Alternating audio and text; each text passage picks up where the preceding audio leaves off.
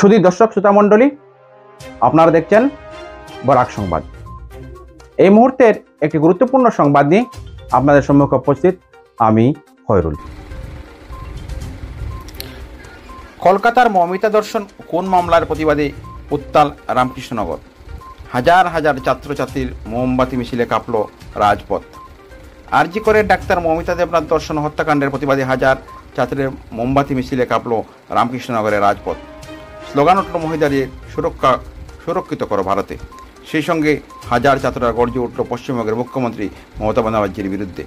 প্রতিবাদে ছাত্ররা পোড়ালো মমতার কুশপুতুল। ছাত্রদের প্রতিবাদ মিছিল কলেজের সম্মুখ থেকে শুরু করে পরিক্রমা করে প্রধান সড়ক বাজারের সম্মুখে এসে জড়ো হন প্রতিবাদী ছাত্ররা। স্লোগান দিতে থাকেন, আর কত মহিলা দর্শন, আর কোন হবেন ভারতের বুকে। পশ্চিমবঙ্গের পুলিশ ও মমতা বন্দ্যোপাধ্যায়ের ভূমিকা নিয়ে ছাত্ররা বলতে থাকেন, এই মামলায় অভিযুক্তরা যেমন অপরাধী, এর চেয়ে কম নন মমতা বন্দ্যোপাধ্যায়। মামলা তামাচাপার অভিযোগ নিয়ে ছাত্ররা মমতাকে দোষী সাব্যস্ত করেন। বলেন, খনিদের প্রশ্রয়দাতা মমতা। ফলে সুপ্রিম কোর্ট মামলাটি সুয়মেটো নিতে চলবে না। মমতাকে এই মামলায় জেলে পাঠানো হোক, না হলে আরও কত মায়ের কোল খালি করবে শুধুমাত্র ক্ষমতায় থাকতে। ক্ষমতার বলে বলিয়ান মমতা দর্শনকারীদের আড়াল করার প্রয়াসী দেন তিনি মুখ্যমন্ত্রী, পুলিশ মন্ত্রী। এর চেয়ে বড় বিষয় হলো তিনি একজন মহিলা। কিন্তু ক্ষমতায় টিকে থাকায় মায়া মমতা জলাঞ্জলি দিয়ে রাক্ষসী হয়ে উঠেছেন। ফলে এখনও মানুষকে আর মুক্ত রাখা উচিত নয়। জনৈকা ছাত্রী ক্যামেরার মুখোমুখি হয়ে বলেন, অপরাধীকে শীঘ্রই সর্বোচ্চ শাস্তি দেওয়া পর্যন্ত ভারতের মহিলাদের মন শান্ত হবে না। হুঙ্কার চড়েন, দোষীদের উপযুক্ত শাস্তি না হওয়া পর্যন্ত আন্দোলন চলবে। সেই সঙ্গে সরকারের বিরুদ্ধে গলা চড়িয়ে বলেন, আর কত মহিলা দর্শিতা কোন হবে দেখতে চায় সরকার। নেতাদের বিবেক নাই বলে কঠোর আইন হয় না বলে খুব প্রকাশ করেন। প্রতিবাদী ছাত্ররা বলতে থাকেন, মিডিয়া সরব ছিল বলে মমিতা দর্শন কোন মামলা দেশের মানুষের সম্মুখে এসেছে, না হলে সব শেষ হয়ে যেত। জাত ধর্ম সম্প্রদায়ের বিভাজন না হয়ে এমন ঘটনার বিরুদ্ধে গোটা দেশবাসীকে একজোট হয়ে প্রতিবাদ জানাতে এবং কঠোর আইন প্রণয়নের দাবি জানান ছাত্রনেতা দীপায়ন দেব, বিশ্বরূপ সেন। এমন বিষয়ে রাজনীতির ঊর্ধ্বে সকল রাজনৈতিক দল সংবদ্ধ হতে হয় দাবি জানান তারা। বলেন, মহিলার গর্বে সবাই জন্মে নেয়, তাই মা বোনদের সুরক্ষিত করা সবার কর্তব্য। অন্যত মানুষ আর পশুর মধ্যে বিভেদ থাকবে না। এদিন তারা জানান, উপযুক্ত পদক্ষেপ নানা অবধি এই ছাত্র আন্দোলন চলবে এবং জানিয়ে রাখেন। এদিন প্রতিবাদী মিছিলে উদ্যোক্তা এবিপি হলেও সর্ববিদ্যালয়ের ছাত্রছাত্রী এমনকি গড়ের মহিলাও সামিল হয়, এই মহামিছিলে পরিণত হয়। দেখুন এই প্রতিবেদন।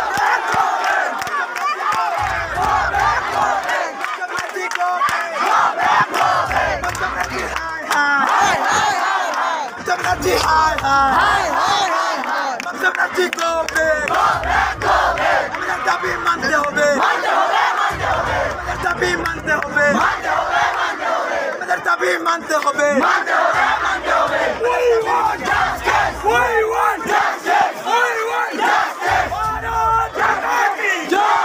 Bharat Pataki! Bharat Pataki! আজ আমরা এখানে পুরো রামকৃষ্ণনগর ছাত্র সমাজ এখানে একত্রিত হয়েছি। আমরা জানি যে কলিকাতার মতো জায়গায় যে রাজ্যের মুখ্যমন্ত্রী একজন নারী, ওই জায়গায় আমাদের মতো একজন ছাত্র, আমাদের বোন সমান ছাত্রী একজনের সাথে যে বাজে কাজ হয়েছে, সেই কাজের জন্য আজকে পুরো ভারতবর্ষের ছাত্রছাত্রীরা আজ পথে নেমেছে। এবং আজকের এই প্রতিবাদের মাধ্যমে আমি পশ্চিমবঙ্গের প্রধানমন্ত্রী মুখ্যমন্ত্রী মমতা ব্যানার্জিকে এই বলতে চাই যে উনি একজন নারী হয়ে উনি ওনার বক্তৃতার মধ্যে এই কথা বলেছেন যে ওনার ঘরের মধ্যে উনি ওই পরিবারকে 10 লক্ষ টাকা দেবেন। আমি ওনাকে এই কথা বলতে চাই, একটা নারীর ইজ্জতের দাম কি 10 লক্ষ টাকা? ওরা আমাদের সামনে তুলে ধরুন। এবং উনি একজন নারী হয়ে কোনোদিনও আগে হয়ে বলেননি যে আজকে এই দিনে ওই রাজ্যের যে মুখ্যমন্ত্রী, ওই মুখ্যমন্ত্রীর হাত দিয়ে ওই নারীর একটা সুবিচার হোক। আজকে পর্যন্ত এই কোনো কার্যক্রমে উনি নামেননি। উনি আন্দোলনে নেমেছেন, নেমে উনি যে মন্ত্রিত্ব গঠন করেছেন, উনি চিফ মিনিস্টার সাথে হোম মিনিস্টার, ওই সব আন্দোলন করছেন উনি যেটা নিজেই।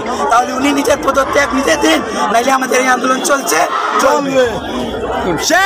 মমতা ব্যানার্জি এত অত্যাচার কিভাবে করছে সেগুলো নিয়ে আজকের আমাদের এই পথ চলা, আজকের আমাদের এত জাতি ধর্ম বর্ণ নির্বিশেষে সবার একসাথে জড়ো হয়ে পথ চলা। আজকে আমাদের ভারতবর্ষের সব রাজ্যের মধ্যে শুধুমাত্র পশ্চিমবঙ্গের রাজ্যের মুখ্যমন্ত্রী হচ্ছেন মহিলা, কিন্তু সেই রাজ্যে নারীদের উপর এত অত্যাচার কিসের জন্য? তিনি শুধু মুখ্যমন্ত্রী নয়, তিনি পুলিশ মন্ত্রী, তিনি হোম মিনিস্টারও। তারপরেও তিনি ঘটনাকে যে নির্দেশে তিনি যেভাবে সেটাকে ধামাচাপা দেওয়ার চেষ্টা করেছেন। যদি আমাদের মিডিয়া বন্ধুদের, মিডিয়া কর্মীদের প্রচার থাকতো না, তাহলে সেটা দাবিয়ে দিতেন আমাদের গণতন্ত্রের চতুর্থ স্তম্ভ মিডিয়া। তাদের দাবি, তারা যেভাবে সঠিকভাবে রিপোর্ট করেছে তার ভিত্তিতে আজকের এটা হয়েছে। ভারতবর্ষের সবসময় আমরা নারীকে আমরা পূজনীয়ভাবে মনে করি, কিন্তু যখন কাজের বেলায় সেটার সাথে আমাদের কোনো কিছুর মিল মিলে না। আমাদের লিগ্যাল ইনফ্রাস্ট্রাকচারে চেঞ্জের পরিবর্তন আছে।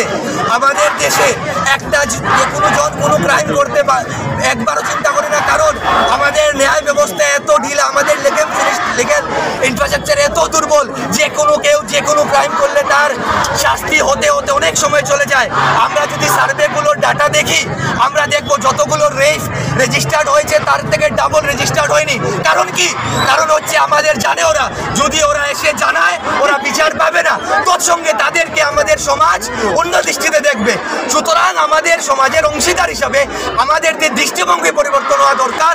একজন রেপ ভিকটিম যদি আসে, তাকে সাহায্য করা উচিত যাতে আগামীতে আরও অনেকজন আসতে পারে, এবং এটাকে এশিওর করা উচিত যাতে কঠোর শাস্তি পাবে। আমরা জানি justice delayed is justice denied. সুতরাং আমাদের সঠিক সময়ের মধ্যে আমাদের বিচার করতে হবে। এবং আজকের এখানে আমাদের যারা মিডিয়া কর্মীরা এসেছেন তাদেরকে অসংখ্য ধন্যবাদ। आज हम लोग यहाँ पर आए हैं क्योंकि जो रिसेंट इंसिडेंट्स हुए हैं आरजे कॉलेज में, उससे हम लोग बिल्कुल खुश नहीं है। लड़कियों पे लगातार ऐसा हो जा रहा है, और जिस लड़की के साथ इस बार हुआ है, बस एक लड़की की बात नहीं है, हम सब लड़की की बात है। हमेशा ऐसा होता है, पर लास्ट टाइम भी ऐसा हुआ था और लोगों ने इसको दबा दिया। इस बार हम बिल्कुल खुश नहीं है क्योंकि लगातार ऐसा हर बार होते जा रहा है। और इस बार जिस तरह से उस लड़की के साथ हुआ है, वैसे आपकी बहन, आपकी माँ, आपकी बहन, कोई भी हो सकता है, रिलेटिव भी हो सकता है। ऐसे इसलिए आपके लिए अगेंस्ट प्रोटेस्ट करें, क्योंकि चुप रहने से हम अच्छे नहीं हो रहे हैं, उल्टा उसका सपोर्ट कर रहे हैं। प्लीज इसके अगेंस्ट फाइट कीजिए। Thank you.